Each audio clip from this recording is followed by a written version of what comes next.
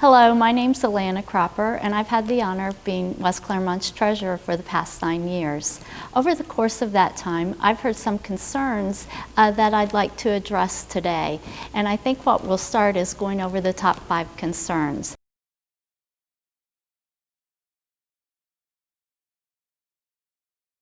One of the things that we hear repeatedly is that the district is not being fiscally responsible with the dollars that we are entrusted. Nothing could be further from the truth. In fact, we have annual audits which are completed every year. Every year, without fail, the district receives an unqualified, clean opinion on that audit. And in addition to receiving that unqualified opinion, the district also goes above and beyond what is required by generally accepted accounting principles. The district presents additional disclosures that are not necessarily required. There are 3 organizations that have a list of additional disclosures that they feel would be beneficial for district residents. We follow that list and submit our annual financial report to those organizations.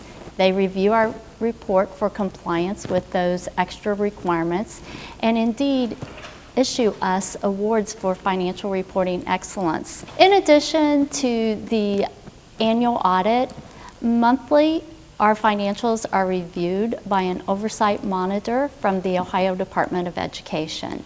Since we are in fiscal caution, it is his job to come down and review our financial statements monthly and to issue the Ohio Department of Education's opinion on those statements. He has consistently, without fail, said that the district is experiencing a revenue problem, not an expenditure problem. And in fact, there are some statistics that back this up. Our revenue per pupil is less than that of similar districts and also less than what state average would be.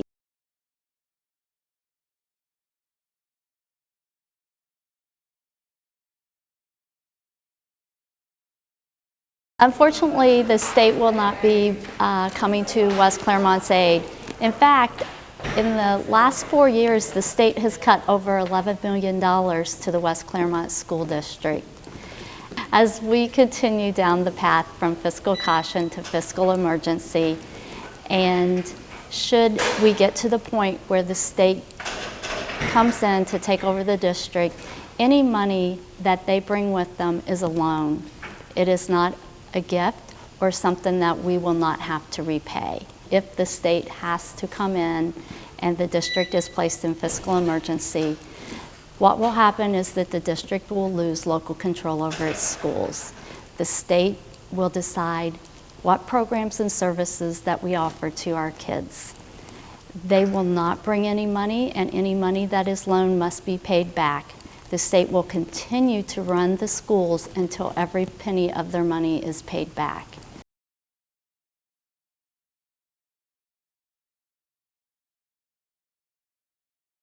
The district is a governmental entity and as such use fund accounting, and what that means is that money is put in separate funds, or in essence different buckets of money.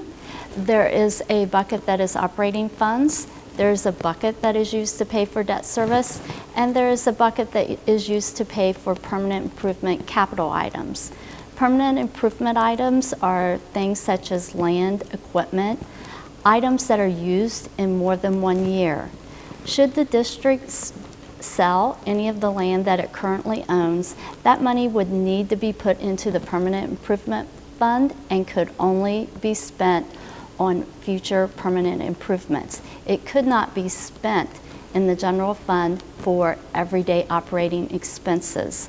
The levy is meant to cover those everyday operating expenses, and that is where our budget is falling woefully short on funding the services and programs that our students need.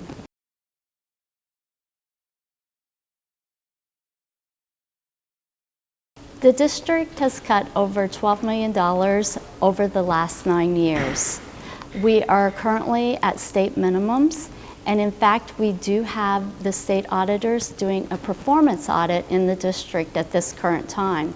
Their report will not be available till sometime late November or December, but they have kept us apprised of the items that they are coming up with, and we have been told that we should not cut any more staff, that our staff is already at lower levels than similar districts, and there really is no place left to cut staff.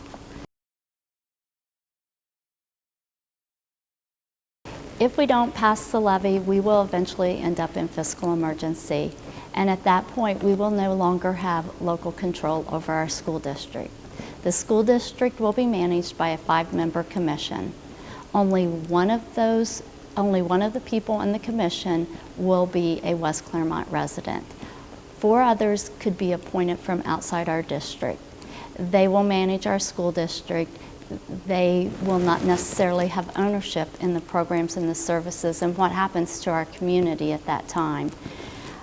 It is unlikely that they will cut any further, given the fact that we are already at state minimums in so many things.